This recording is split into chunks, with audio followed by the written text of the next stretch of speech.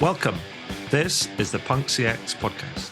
My name is Adrian Swinscoe, and I'm an advisor, best-selling author, Forbes contributor, and general explorer of the service and experience space. The thing I'm really interested in is how do we create organizations that produce better outcomes for both their customers and their people. This podcast has been running since January 2011, and so we have a big archive to explore. Check out the archive at adrianswinscoe.com. That's enough from me. Let's get into the interview.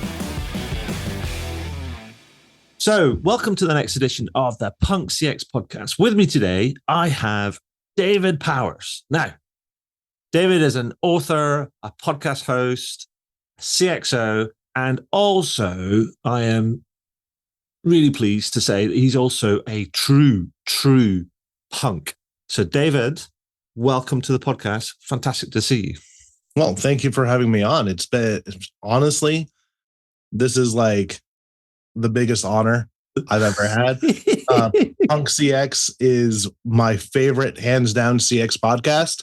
And it's the podcast that I first started listening to when I was like, oh, there's a customer experience podcast. Look at this. So, oh, look at this one. This one seems right up my alley. And lo and behold, it was. And is. Oh. Well, you're kind of, that's the kind of, let's put it this way. That's the blowing smoke up my arse kind of bit out at the beginning. I had to get it out of the way. So no, that's fine. But I just also going to say is that we'll get into it. But before we get into it, David, let's do this. Let's do the formal bits. Yeah. People, if they're not familiar with you, I mean, your podcast is Caffeinated CX, which people should totally check out. Plus also your book, which is, was it Blue Collar Contact Center? Blue Collar Call Center, yeah. Blue Collar Call Center group, which is brilliant because it's just like super practical, based in real life experience, and what you've done. That's kind of great. People should totally check that out, and I'll put links to all that sort of stuff in the write up afterwards. But David, for the listeners who are not familiar with you and your work, tell us a bit about yourself and the work that you do. Yeah, no, definitely. I'll start from the beginning because that seems like a good place to start, right? Why not? Yeah, no, I started working in the call center space when I was 17 years old, which was a long time ago, 25 years. Started off doing like retention for dial-up internet, right? When cable and DSL were just becoming a thing. So retention for that was pretty hard. So, and then, I've done pretty much every role in a call center, including the help desk, IT, management, director, agent on the floor, QA. I attribute the call center space for literally saving my life.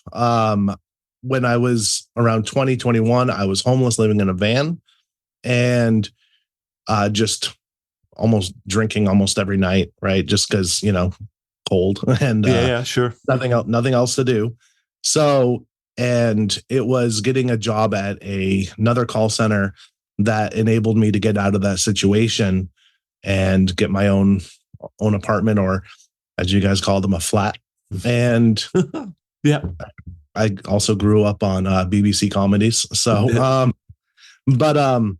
and through there, it just became my lifeblood. My podcast, Caffeinated CX, is my way of giving back to the space.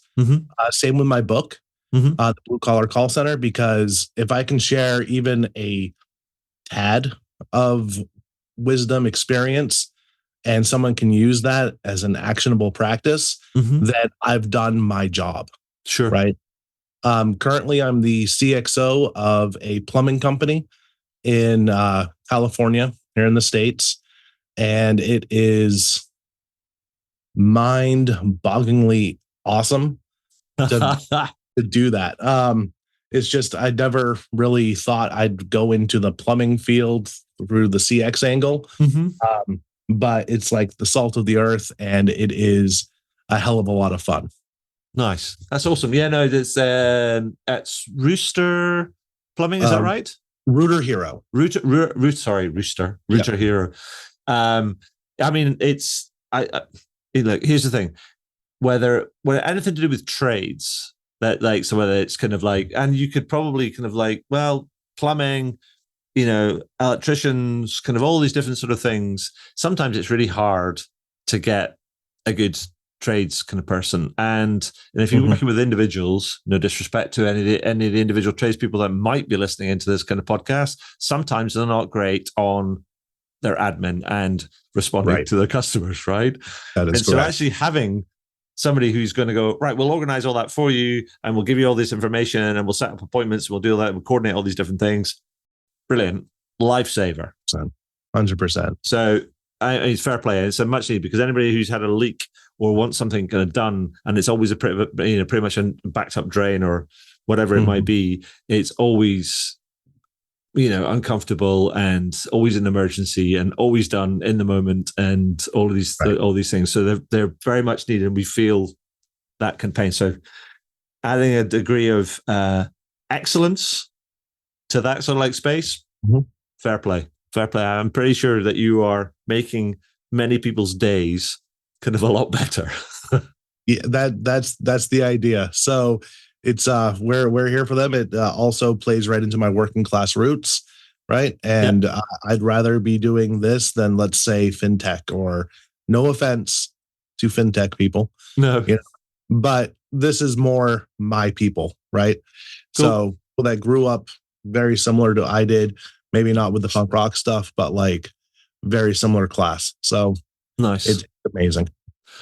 Now, you said you'd be working in sort of the customer service contact center space for like 25 years now.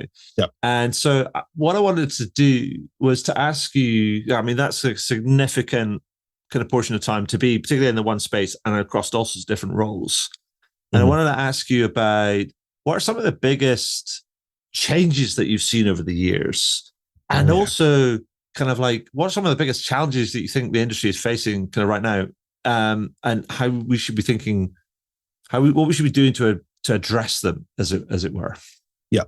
So the biggest changes that I've seen in the last 25 years is the entire like digital transformation, going to the cloud, everything like that. When I started, it was literally inbound calls only, right? Sometimes you'd get on a campaign that would be outbound, but it was all voice all the time. There was no other option. In fact, majority of agents weren't even given an email address for the company, right? Had no access. It was weird. That happened, and I could see it slowly spreading in through all the contact centers that I was at, and fits and starts, right? So eventually they added like chat, and you could finally get responding to email, things like that. With voice being king in the last few years, it's where voice was like 95% of the job. That's been shrinking, and now it's about 85%. Right. So not a huge amount of shrinkage though. Oh yeah. No, but not a huge amount. I mean, it's gone from yay big to like yay big. Yeah, and everybody is always every year proclaiming the death of voice and stuff like that. It's like, no, you guys aren't obviously in the trenches here. It's still majority voice. So it's just, selling a chatbot or something, really. But we saw the advent of the chatbot.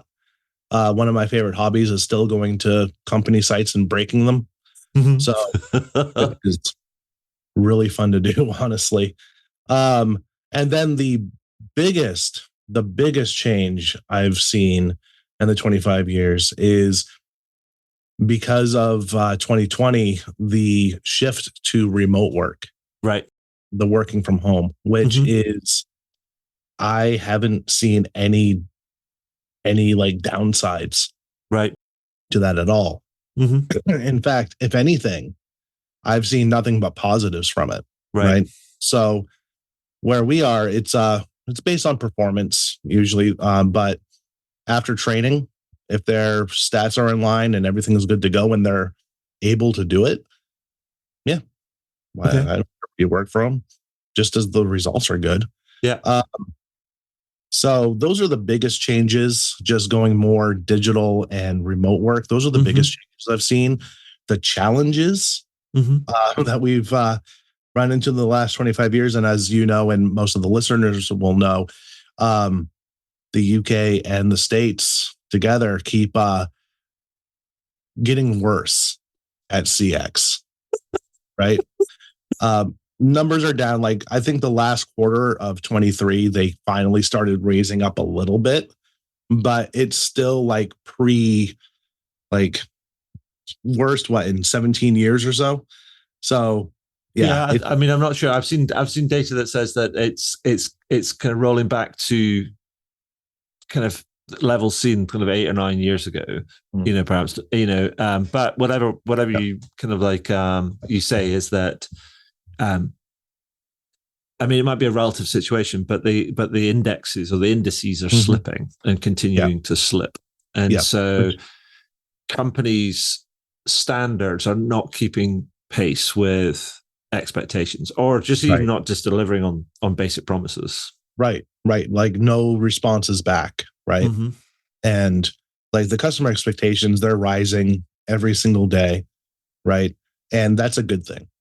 So I think they should have expectations of excellence with the people they're literally giving money to. Right. It's crazy to think otherwise. It should not take 48 hours to return an email. Right. They should not be in a chat queue for an hour before someone types in a reply. Right. Same with being on hold to speak with someone.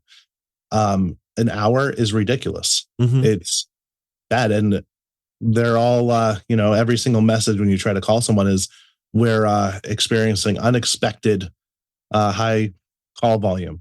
Yeah. It's like, where have you been? So exactly. It's been like this for the last few years. How is this unexpected? So it is what it is with that. And the other big challenge that we have is the employee experience. Right. So most of the call centers I've worked at, the agents on the floor, the front line, were all managed by spreadsheets, right? With no nuance, no personalization. The only time that they would talk to a supervisor or even their team lead, if they even had those, right, was when they had a bad call. Right. And it got spotted by corporate. So, and the turnover rates still at most call centers are astronomical. It's like you don't see that kind of turnover rate in most other industries, in most other roles, right? And that's still going on there, which is sad. After 25 years, nothing has changed with that, even though all the lip service is, if you treat the employees right, they'll treat the customers right, except for you guys. So, which is ridiculous to me. That's the biggest challenge, the employee experience, and then trying to manage that while keeping everything the same as it was 25 years ago, matching that up with the current customer expectations, it doesn't work. No. So it's the lip service needs to stop, and it needs to actually be like executed on. So those are the challenges I see. I think if you fix one, which is the employee experience, you will automatically start fixing the other issue. Sure. So employees will start caring, and they'll want to come to work. They won't wake up on a Monday, roll out of bed, and just be like, well, I guess I have to log on, or in some cases drive. Yeah.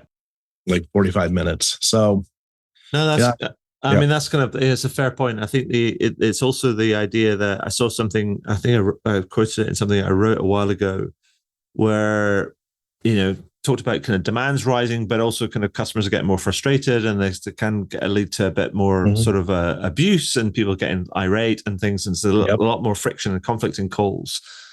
And somebody very sort of like succinctly said, it's like, why should I take this when I can go and get paid the same amount of money to serve somebody coffee like down the road? Yep. In fact, a lot of places they get paid more for serving the coffee because there's tips. Right. And so it's a bit like you've got to sort that kind of like situation out. You're actually going to, we've got to collapse the gap between rhetoric and actual action. Exactly. And the longer the wait, the more irate. So it's getting bad out there. Well, okay, it's getting worse out there. It's always been bad, but now, especially like in the tech spaces, right, with all the layoffs recently and everything, and what's the department that gets the axe first? Usually the customer service, right? So it's rough. But also at the same time, if you flip that around, sort of frame it in a different way, there is also a huge opportunity there. 100%. Because we also know that people will pay more, travel more, do more when seeking out a better service and a better experience. 100%. Right? And so there is an opportunity. There's a mathematical kind of like reality, which is not everybody can be winners. Right. But there is also an opportunity as everybody's like struggling for somebody just to go, actually, we need to step back and think about how do we do things differently. Exactly. And that provides somebody with an opportunity to competitively differentiate themselves in a or another sort of market kind of place. 100%. And I've always said that. It's like looking at the stats that come out with the indexes and everything else. It's just like, okay, this is going to make it really easy to make a difference. This is going to make it really, really easy to stand out. So let's do it. Yeah. Right. So, and that's been my philosophy for years now. Is like every single time one of those studies comes out, it's like, good. Let's do this. And that's what some people should say, and rather than just being carried away with the crowd, is actually to say, actually, no, that's an opportunity, and not being afraid to like stand out. And right. One of the things I wanted to come back to was this idea that, because I wanted to say, first of all, I want to say thank you because, basically, what you, not just what you said at the beginning, but you have actually been continuously one of the biggest supporters and evangelists for the need to taking a more punk approach to customer experience in the context. And I want to say thank you for that, David, for supporting the podcast and for supporting the books and all these different things. But because I know that you completely embrace that. Yeah. But I wanted to also kind of ask you, what does taking a more punk approach from somebody who is a punk? I mean, I'm a punk, but I've seen pictures of you with Mohicans and you've been in a band. And I mean, this is, punk squared kind of compared to kind of, I'm a lover of punk kind of music. And I think kind of like punk, but I've never had, I had a Mohican probably for about 24 hours. And then it was all green or pink or something. And then, but it was like short. It was like a surfboard. It was really short. And then I kind of cut it all off.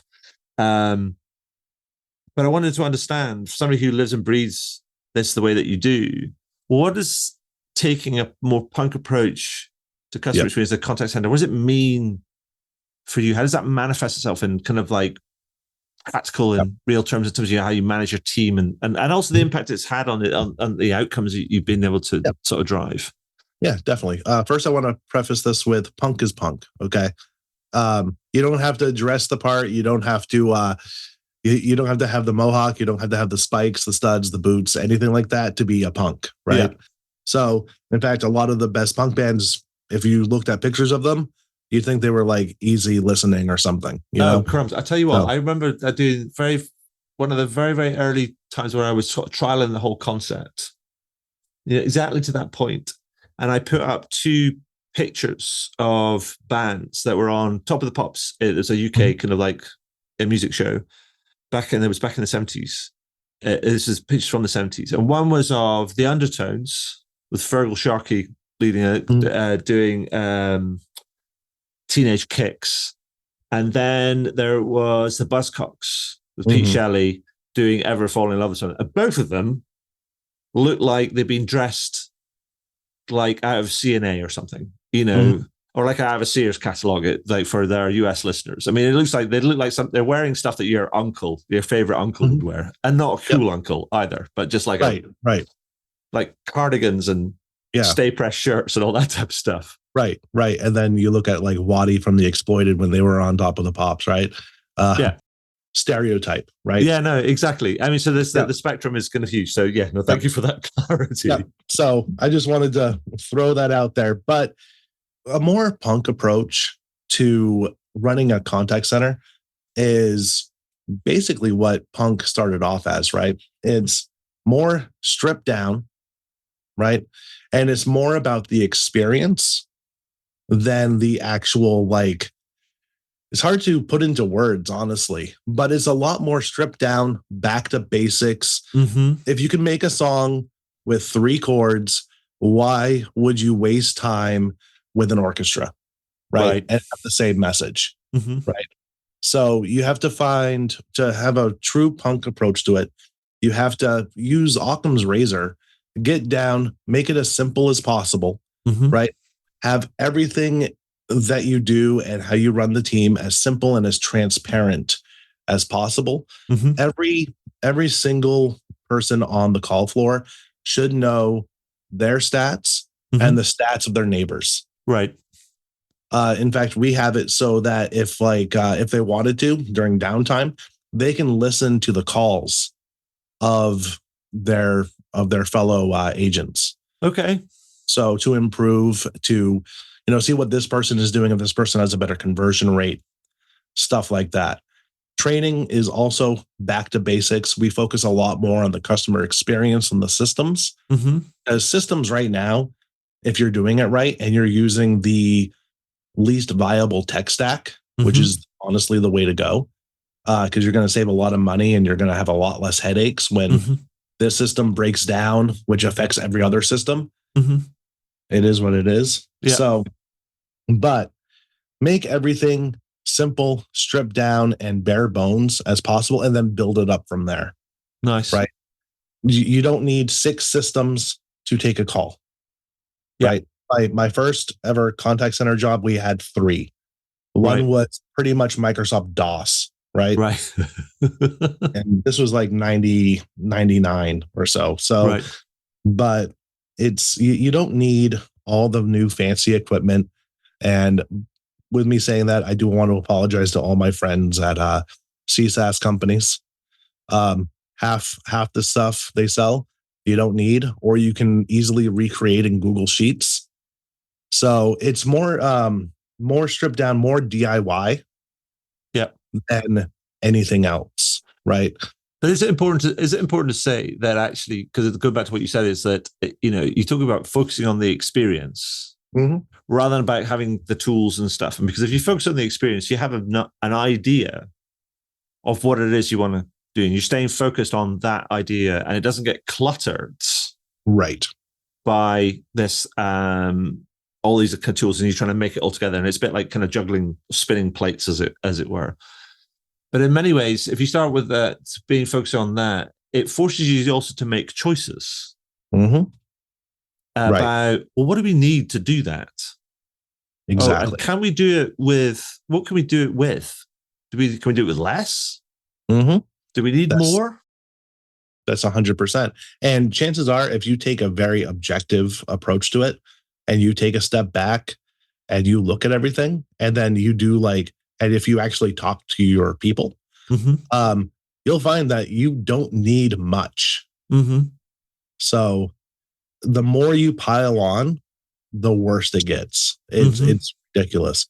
So that's how you take a punk rock approach to it. It's stripped out as DIY. It's the least viable tech stack that you can have. And then it's focusing on what you want the results to be. Right. So for both the customer and the employee. And how is that approach how's that impacted the outcomes you've been able to sort of drive?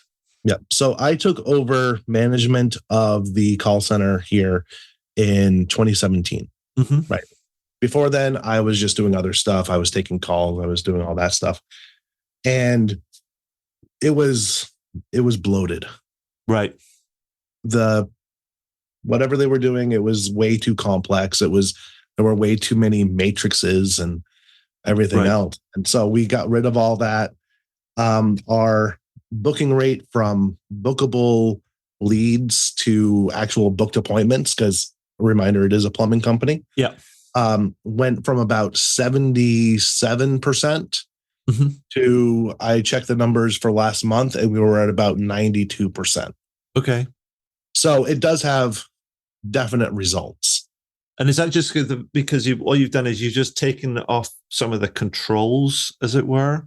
Exactly. And you allow people to lean into the things, because I guess it's exactly. like sometimes it's easier to add things than it is to take things away. Yeah. I think one of the major things, and we did this by consensus, right, was to take away the penalty for having long call times. Right. So before, if you were on a phone call for 3 minutes, you'd start getting messages, right? Or they'd come over to you and be like, is everything okay? Right. Stuff like that. And as we all know, customers might have questions, right? So I got rid of the average handle time, average talk time KPI. That was one of the first things I did, right? And there's no penalty, as long as the call is good and it, doesn't go off the rails too long, like, because I want my agents to build rapport and relationships with the customers, right? Because the company really wants to be their plumbing company for life. And that starts with the initial phone call. 100%. Yep. So when we got rid of the average handle time, it changed. It was a game changer for us. Now, did your call, I mean, I guess you weren't kind of looking at them. I guess this is the interesting thing. There's difference between measures and targets, right? Yep. And so if you remove the targets, but you maintain the measures, because you want to kind of understand and track kind of what's kind of going on. Oh, yeah. Did your call time spike? Initially, they did. Okay. And then about maybe a month later, they went back down to the average. Okay. So, which was funny to see, but it was just like, oh, okay, cool. Like, yeah, we'll get like a spike up now and then. Like, we're not like Zappos with the 11-hour call or anything. No. But, if that happened and it was like, it happens. Yeah. But I think if the outcome that you're driving towards exactly is achieved, then that's all in service of that outcome. Exactly. I am a lot more interested in outcomes than I am in outputs. Yeah, and kind of the metric which is about the average handle time that's not an outcome. It is an outcome if you're cost focused. Yep. But it's not a customer outcome. Right. And in fact, the companies that still do measure and dictate average handle time, they're not a pleasure to speak with, right? Because they're literally rushing you off the phone once it hits like 30 seconds to their threshold, right? Yeah. So that was like, I hated that. So I got rid of it. That was the first thing. That right there allowed us to book more appointments right there. Just taking that cap off. Right. And it was like, we just removed the stress from that. Right. And that worked out very well. We also got rid of a couple other like programs that we were using, but like they were redundant. Like, like you have to put notes in this system, and then notes in this system. And yeah, even if it's just copy and paste, why? Just use one system. Just cut it down. You don't need 3 guitarists when one will do. Yeah. So tell Jack White. So yeah, that's pretty much what we did. We also made it a lot more employee centric, right? I stopped the management off of a spreadsheet and actually got to know the people. Right. We did one-on-ones every single week. That's kind of spread out to every other week to a month now where we do that, right? Because mostly time constraints. Yeah. The team's grown. But where it's not about stats, right? That's saved for the coachings and for the one-on-ones with their leads. But the one-on-one is just getting to know them, making sure that there's a connection, that there's not any obstacles in their way. And if there are, I remove them or do my best to remove them. Yeah, no, I love that. Because actually that makes me think about something else you said when we were chatting about setting up the podcast. You talked about this idea that you need to create and it's a proper punk thing. Like create a tribe under a scene, and it makes me think about, there are very different sort of. There's the punk family, which is kind of huge, and very diverse. But there's also some very kind of like tribes. Like there's like a Discord tribe in kind of like Washington DC. So for anybody who's punk fans, it's like that all revolved around Discord records. But within that, but neighbors to that, there was Bad Brains, which was not of the Discord kind of tribe, but completely very kind of close to and adjacent to and influenced that whole thing. In fact, Bad Brains pretty much influenced everybody. And then you've got the other kind of tribes and other kind of different kind of places that shared different sort of styles, and they had their own sort of look and feel and everything else. And so there was a tribe or a scene, as it were. And I thought it was a cool idea. And I wanted to understand kind of like, what do you mean by that? And how have you been able to sort of create that within Router Plumbing? Yeah. So that's one of the most beautiful things that we've done. Right. We have the overall call center scene, right, where we all have the same more or less values, right, where we all want more or less the same outcomes, right. And then within that, we have a bunch of teams or tribes, and we actually do call them tribes. Okay, right? Cool. So we have our digital tribe, right? They're more cyberpunk than anything else. So. And in fact, a lot of them are really, really into William Gibson and Neuromancer. So he's a man. Logo is the Neuromancer original book cover, right? Yeah. And it's really about empowerment of the people within each tribe to make it their own. Okay. Right. We have an overarching. We have the company culture and values. Then we have the contact center values, which kind of fit into them, but they're a little bit more refined and a little bit more targeted towards what. And then each one of our tribes has their own little value statements that tie into the overarching contact center ones. And each one, even though they're all part of the same scene, right? They all go to the same shows, right? They also have their own like little niche that or niche, or however you want to say it. It is what it is. Yeah. I don't know. Space. Yeah. They have their own space and in those spaces they can thrive. Right. We do, first of all, they're empowered. They have the shared vision. As long as it doesn't violate like two things, they're free to handle the situations as they want to, always able to call in for help. Right. So, don't give away the company and, don't curse at the customer, basically. Right. So you basically giving them autonomy. They have, and because myself, if I didn't have autonomy, I'd want to die. I don't know. Right. I wouldn't be able to function or let alone work without autonomy. So I've given that to them. I manage with a rope. I don't manage with a hammer, right? Okay. I give them enough rope to run with, and they can run all the length of that rope. Right? Sometimes, and I hate saying this, sometimes they can use that rope to hang themselves, but it's very rare. It's why our call center has a 12% year over year turnover rate, right? So, which is nice, man. Yeah, it's because you. Well, that's half the industry average, and that's the industry average that's generous. Yeah, the very generous. not the other call centers I've worked for, but industry wide. So that was my favorite thing, coming out of a training class and then 3 weeks later looking up and be like, I don't know anybody here. So that was fun. And then a feedback loop where everybody can give feedback to everybody. And we had to make some part of the reason for that 12% was the people who, when somebody would give them some helpful advice, come back and say, you're not my supervisor.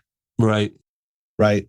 which is like, that might be true, but they had a really good idea and some really good tips, and you should probably listen to them. Mm-hmm. So it's weird. We're very, very transparent within everything. Like I said, stats are daily. We have dashboards and everything else where they can look and see where they're at, including how much performance pay they've made, everything else. Okay.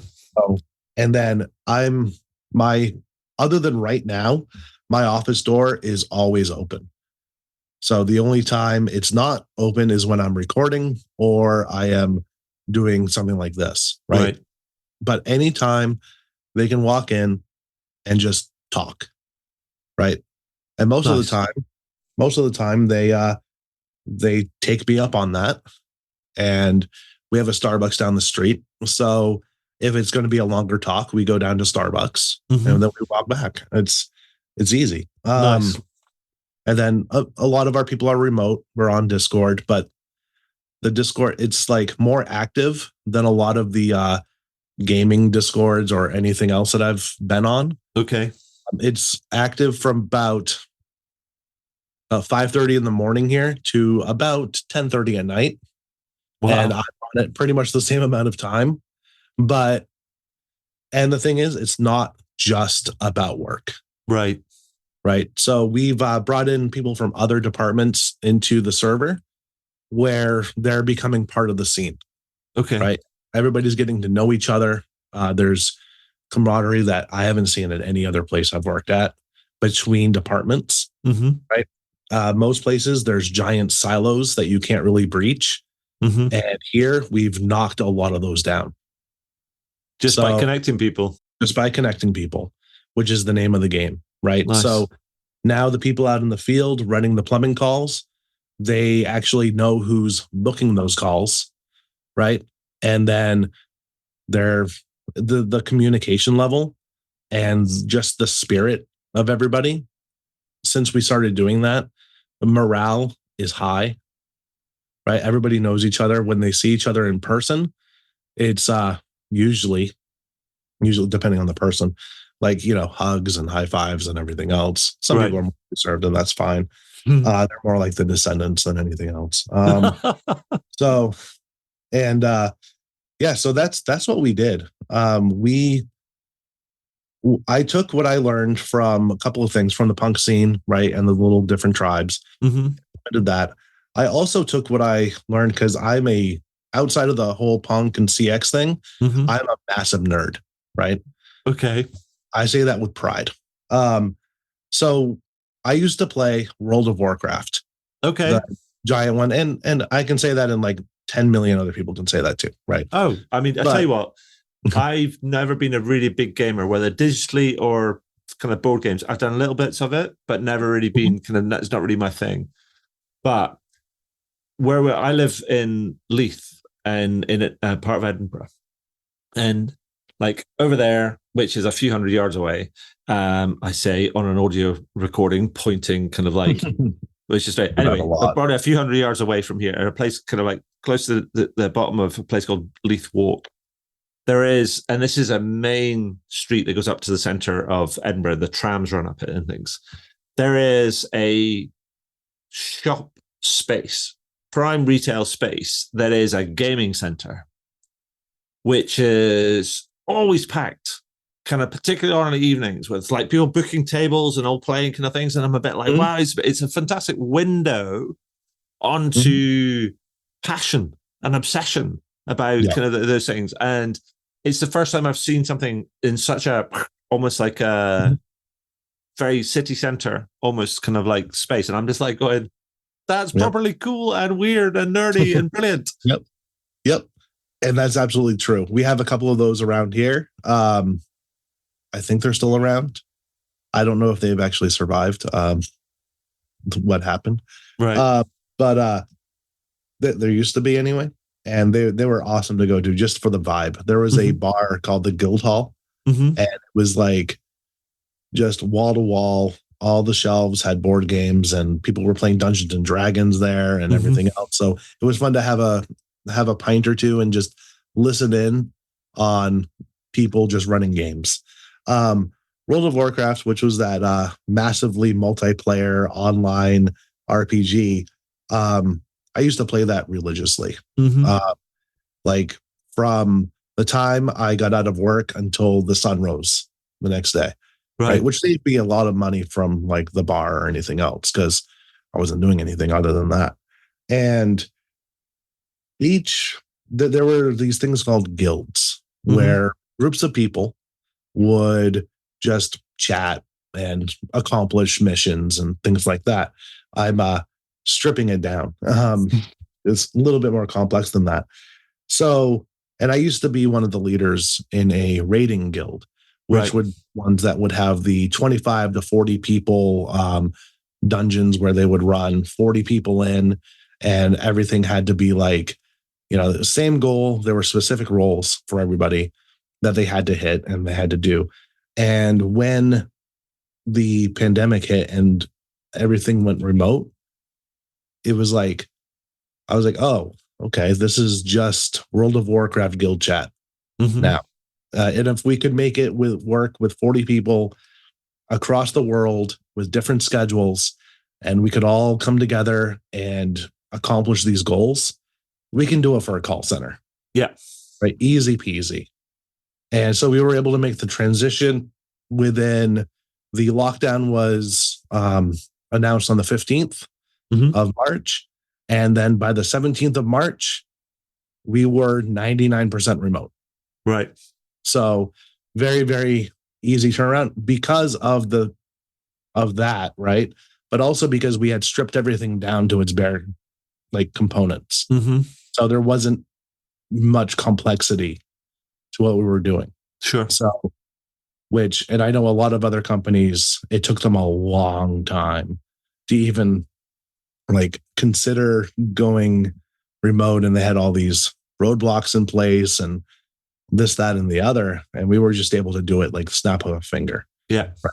So, which was very, very cool thing. Witness goes back into what we saw change. I think the people with those backgrounds who got maybe a little nerdy, got really, really into the chat room space, right? Had a much easier time than the people that came out with an MBA and didn't have that experience, right?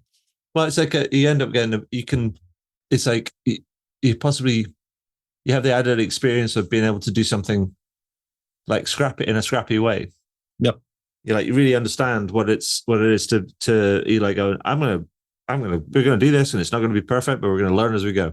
Exactly. It's like sewing a patch onto a vest, right? Yeah. It's cool. It's there. Yeah. You can see the dental floss, but it works. Sure. So, and as long as it works, and as long as the outcome is the thing that you wanted, you can always course correct anything that you do.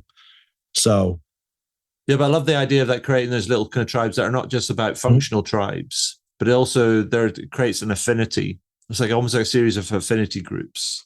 Exactly. And you'd be part of a bigger thing, but it's realizing that actually there can be affinity groups within a broader thing, which is kind of nice because they end up with sub connections within a broader sort of network, which is kind of cool. Exactly. Like our digital team has a completely different culture than one of our voice teams, right? Okay. So it's like night and day. Okay. So the digital team is more nerdy, right? By default, because that's what they gravitated towards, right? Is they're a little bit more on the surface. If you're talking to them in person, they're a little bit more introverted. But as soon as you get them into a chat room, it's ridiculous how extroverted they seem. Right. So it's the complete opposite for the people that are doing like phone sales, right? So their little corner of our server is like pretty much dead, other than like good morning and here's some stats and stuff like that. But when you talk to them face to face, it's like they talk a mile a minute. Right? Because that's their medium, right? Exactly. And it's awesome to see, and it's awesome to see the differences while they're all going after that same goal. Nice. So, David, what's coming up kind of like next? I mean, what do we think that when you roam around this space, but also kind of like are in at the heart of kind of delivering to kind of like service to customers. But when you're roaming around and thinking about kind of what you need to change or what you want to change, what do you think are some of the big challenges, or what's coming up? Do you think that we need to look out for and prepare for? Yeah, in the CX and contact center space, AI, I know everybody's talking about it, right? It's something that we definitely need to look into and maybe have a little bit of caution about. Mostly because I shared it on LinkedIn, and I think I got it from James Dawkins, right? The chat bot that the person was able to implement it was like a GPT, right? And the person who was writing the article got the chat bot to write a poem about how bad the company was. It got it to swear, right? And curse, right? And stuff like that, which was one, hilarious, but two, a very, very stark warning to not rely on these things yet. Right. I think AI has its place. I don't think it's the big job killer, at least in the customer experience space, that some people are touting. And these people are touting that to mostly CEOs, right? And CFOs. So not the actual people that's doing the work, right? I think that's something that we need to be wary of. Use it as a tool to augment and empower agents, not replace. I think that much is a given, but not a lot of people are actually talking about that. They're mostly telling people what they can do, sometimes with some exaggeration, right? So other changes that are coming up in this space that aren't AI related, because that's the big rage right now and has been for the last couple of years. Frankly, I'm getting a little bored of it. So it is what it is I think in the next, depending on how the economy goes, in the next 6 months to a year, I think there's going to be a refocusing on employee engagement, right? Okay. Because it needs to happen, right? And I think that once people start, like, the gig CX economy is ramping up, right? And depending on where you are, it's really hard to get into, like in, say, California here. Okay. That's because there's like laws upon laws upon laws that don't make any sense. People are going to start losing out on really good agents that are going to go to the gig economy. Right. So because they're going to, one, make more. They can set their own hours and their own schedules, right? They can work from literally anywhere, right? And I think a lot of companies are going to lose a lot of good people to that. And to lessen that impact, companies are going to have to start treating their employees better, like actual human beings, right?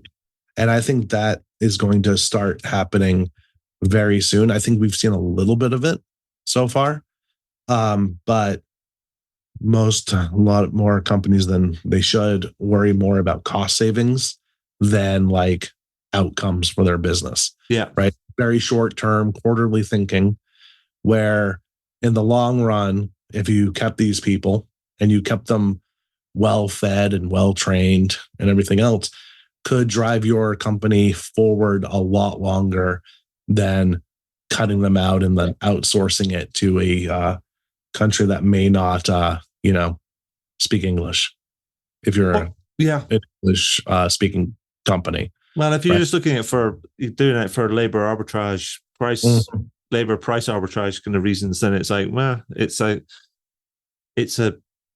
can be a sort of a downward spiral.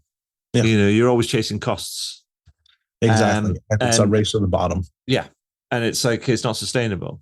And so, I think that's kind of fair. I think also, I've been seeing it is that, many of these big call centers or many contact center spaces is budget challenged, and people are talking about, we need to do this, we need to do that. They understand that kind of the agent experience and agent engagement is important, and they're investing in that, but they're not necessarily making the changes quick enough. And it's almost a bit like people are adding more things into their mix and and their budgets not necessarily expanding commensurately to be able to accommodate that. So you end up getting to the point where you end up expected to do more with less. Exactly. And something's got to give. And within all that, I think there's a the whole contact center space needs a bit of a reformation. And I know that's a bit of a religious term. No, we can nail the 95 thesis onto the contact center door. It's fine. So it's all There's good. An idea. I think it's good. So it's ripe, and I think it's that you'll start to see kind of more and more people kind of trying to do kind of things. But as you say, because it's a standard slip, it presents an opportunity for somebody. Exactly. And I think more companies, I'm hoping, will realize the opportunity in all the bad stats. Right? It is so easy, like I said, to stand out from the crowd when everybody is really bad. If you're just mediocre, you have the advantage. Yeah. So, yeah, brilliant. So, David, before I kind of go on to some quick fire questions at the end, anything else you want to add or highlight that we've kind of missed out? I don't even remember what we've said so far. So no, I think we're good.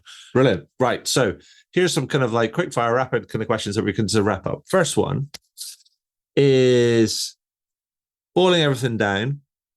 I always like to ask people to tell me what their best advice to somebody that's listening in that wants to improve the customer or employee experience. And the way I've been doing that is to say, complete the sentence. The sentence says, if you want to improve your customer employee experience, David Powers says, do this, ... Complete that sentence. Over to you. All right. My advice would be to actually give a crap. Full stop. So, drop the mic. Walk off. And I censored myself there. So it's all good. But if you actually give a crap about the employee and customer experience, and then you do something about it and you make it better, that's what you should do. You actually have to care about it. And not enough people do. So I'm going to kind of like, I don't know if you've ever listened to this one, but I remember speaking to a guy called Burzu Azabdaftari. He's from the Washington, D.C. part of the world and runs a creative sort of agency over there. And the thing I got connected with him, and I had him on the podcast because I loved the way that he did his kind of corporate values. And one of them was like grow, hustle. And then one of them was like, and then I'm not going to apologize for this because like kind of parental advisory content coming up, ladies and gentlemen. He said that one of his other value statements was give a fuck. Yeah. And I was like, and I asked him about it. I said, like, Borzu, like, tell me.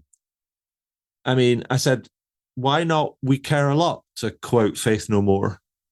You know, why not that? He says, because here's the thing. He says, here's what I've learned. He says, we can say that we care. We say we care about a lot of things, but there's only a few things that we really give a fuck about. 100%.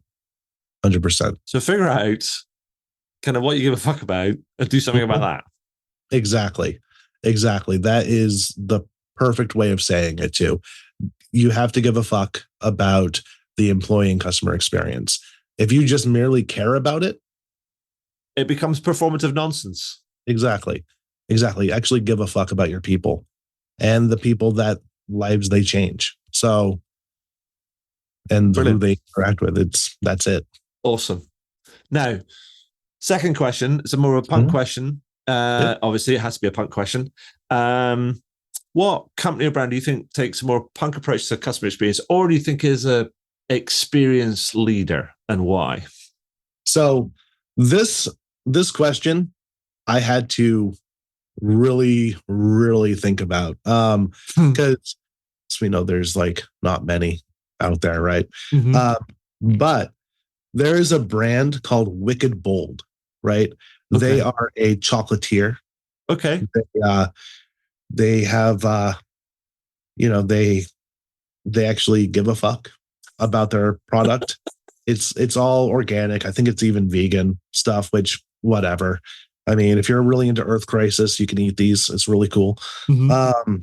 But they taste good anyway. They taste great. And also their ads and their business model and everything else is the biggest parental advisory here is the biggest fuck you to the big like Hershey's and those kind of companies who have like 99% of the shelf space at big box stores. Right. So they're just they're disrupting the scene. Right. And it's a beautiful, beautiful thing to watch.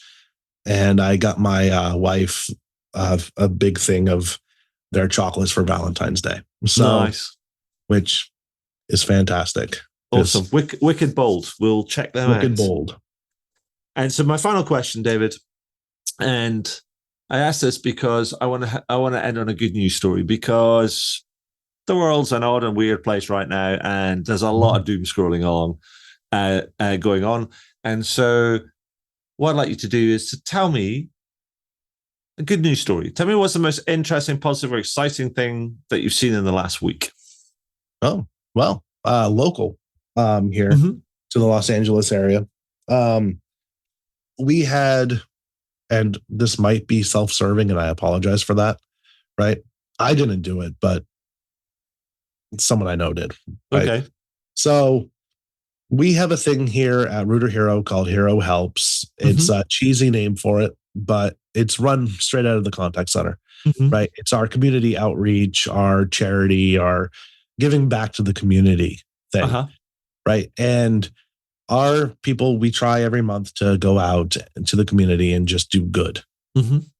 So we've actually done thing with, because Los Angeles right now has a massive houseless issue right now. And we're doing our part, or doing a part, I guess, in trying to rectify that. Okay. Awesome.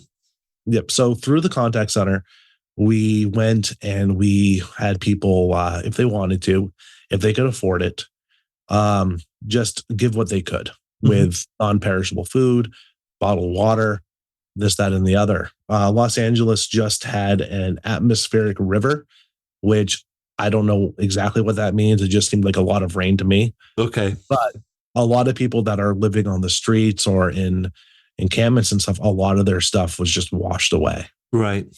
Right. So we actually went out, and I say we, but it was the team under me that planned the whole thing and executed on it. Right. And went out and helped these people rebuild some of what they've lost. Nice. Right. And to me, and the thing is, like, yeah, they snapped a few pictures for social media and stuff, but I told them not to post it yet. So, because that should not be the goal. Right. The goal is to actually go out there and make a difference. If you're wearing branded stuff, who cares? That just makes it look cheesy and self-serving. But that is the most positive thing I've seen in the last week, was people who took time off of work and volunteered together and went and helped people who are in real need of help. Awesome. So, great story. Thank you. And fair play to that. And big up all the folks that at Rooter Plumbing that kind of got involved with that. That's an awesome thing. Yeah. So David, that's it. That's all I have for today. I just want to say thank you for being a friend of the podcast, being a friend of Punk CX, being a friend of mine, and for sharing your time and your insight and your expertise with me today. That's been super cool. Hey, man, I appreciate that. And honestly, like I said at the beginning, it's a dream come true to be on this podcast, man.